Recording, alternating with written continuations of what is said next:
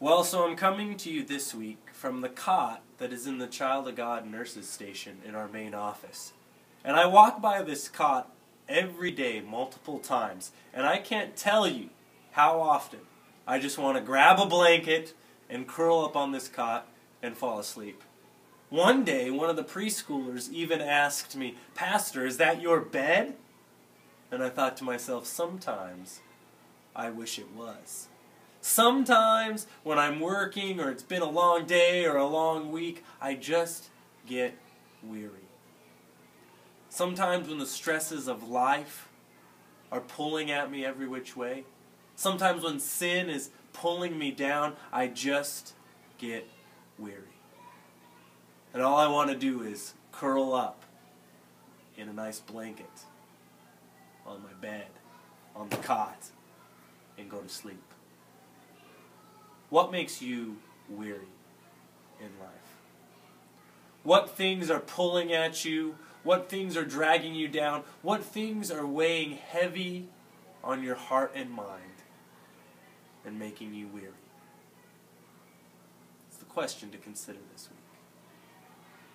Because Christ knows that weariness. Christ too had the weight of the world on his shoulders. And in fact, we read in Scripture that Christ was so weary before he went to the cross. He prayed to God to take this weariness from him.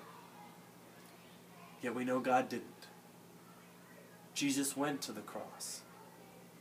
Despite the difficulty, despite the great suffering, Jesus went to the cross so that he could remove our weariness, so that he could remove that sin in our lives that drags us down, so he could remove all those stresses that make us grow weary.